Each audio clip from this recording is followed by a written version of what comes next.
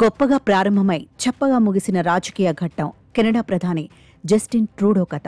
పాశ్చాత్య దేశాలలో నవీన ప్రగతిశీల వాదానికి ప్రతినిధిగా జస్టిన్ ట్రూడో కంటే చెప్పదగిన నాయకుడు మరొకరు లేరు. ట్రూడో పాలన వలె మరెవ్వరి పాలన ఉపద్రవకరంగా విఫలమవలేదు అని కెనడియన్ వ్యాఖ్యాత జోర్డాన్ పీటర్సన్ అన్నారు. ప్రధానమంత్రి పదవి, అధికార లిబరల్ పార్టీ నాయకత్వం నుంచి వైదొలగనున్నట్టు ట్రూడో సోమవారం నాడు ప్రకటించారు.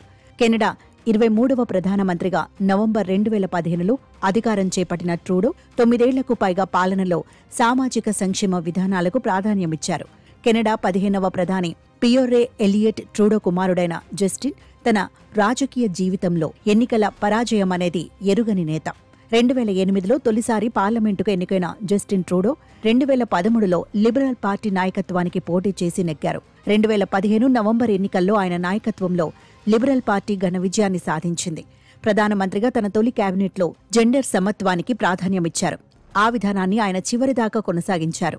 2019లోనూ 2021లోనూ ఆయన నాయకత్వంలో liberal party new democratic party మద్దతుతో మైనార్టీ ప్రభుత్వాలను ఏర్పాటు చేసింది.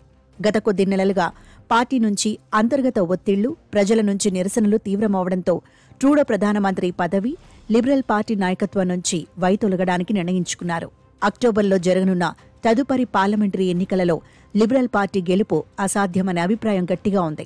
కెనడాలో ఒక పార్టీ వరుసగా 4 సార్లు అధికారంలోకి రావడమనేది చాలా అరుదు. ఆ అరుదైన చరిత్ర ఒక శతాబ్దం క్రితం మాత్రమే సంభవించింది.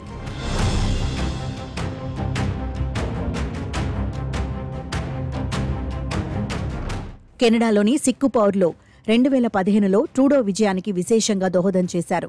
ఆయన నాయకత్వంలోని మైనార్టీ ప్రభుత్వం మనుగడకు సిక్కు నాయకుల నేతృత్వంలోని న్యూ డెమోక్రాటిక్ పార్టీ గట్టి దన్నుగా ఉంది. ఈ కారణంగా సొంత రాజకీయ ప్రయోజనాల కోసం ఖలిస్తానీ వేర్పాటువాదులకు మద్దతునివ్వడంలో ఆయన చూపిన అత్యుత్సాహం చివరకు భారత్తో దౌత్య వివాదానికి దారితీసింది. ఆ వివాదం పార్టీలో ఆయన ప్రతిష్టను దెబ్బతీసింది.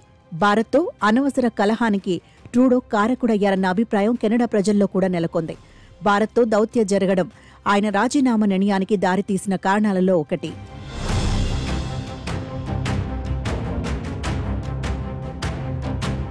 ఈ నెల 20న అమెరికా 47వ అధ్యక్షుడిగా పదవి బాధ్యతలు చేపట్టనున్న డొనాల్డ్ ట్రంప్ సైతం ట్రూడో అధికార ప్రాభవానికి గండికొట్టారు.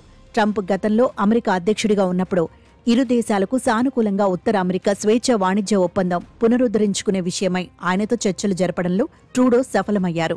అయితే ట్రంప్ 2024 నవంబర్ అధ్యక్ష ఎన్నికలలో విజయం సాధించిన తర్వాత కెనడా నుంచి అమెరికాకు దిగుమతి అయ్యే సరుకులపై 25% సుంకం విధిస్తామని కరాఖండిగా ప్రకటించారు.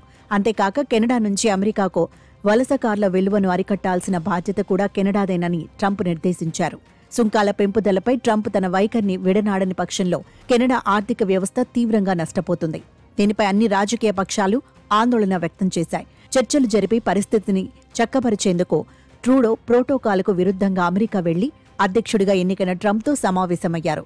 ఆ సందర్భంగా కెనడాను అమెరికా 51వ రాష్ట్రంగా చెయ్యాలని ట్రూడోకు ట్రంప్ సూచించినట్టు కొన్ని వార్తలు కూడా వచ్చాయి. సామాజిక మాధ్యమాల్లో ట్రంప్ ఇదే చెబుతూ వస్తున్నారు కూడా. సుంకాల పెంపుదల బెదిరింపుతో పాటు ఈ వెక్కిరింపు ధోరణి కెనడాలో తీవ్ర అసంతృప్తి, నిరసనలకు దారితీసింది. ట్రంప్ను ట్రూడో నిలువరించలేకపోతున్నారనే అభిప్రాయం కెనడాలో ఉంది. కెనడా సార్వభౌమత్వ హక్కును కాపాడడంలో ట్రూడో విఫలమవడంపై సొంత పార్టీలో అసంతృప్తి పెరిగింది. ఉరుములేని పిడుగులా డిప్యూటీ ప్రధాని క్రిస్టియా ఫ్రీలాండ్ రాజీనామా చేశారు. ట్రంప్తో గట్టిగా వ్యవహరించడంలో ట్రూడో విఫలమవుతున్నారంటూ ఆయన నాయకత్వ సమర్థతపై ఆమె బహిరంగంగా సందేహాలు వ్యక్తం చేశారు. క్రిస్టియా రాజీనామాతో పార్టీ నాయకత్వం, ప్రధానమంత్రి పదవి నుంచి వైదొలిగేందుకు ట్రూడో నిర్ణయించుకున్నారు. పోగుపడిన అనేక వివాదాలను, సమస్యలను ఆయన రాజీనామా పరిష్కరించగలదో లేదో చూడాలి.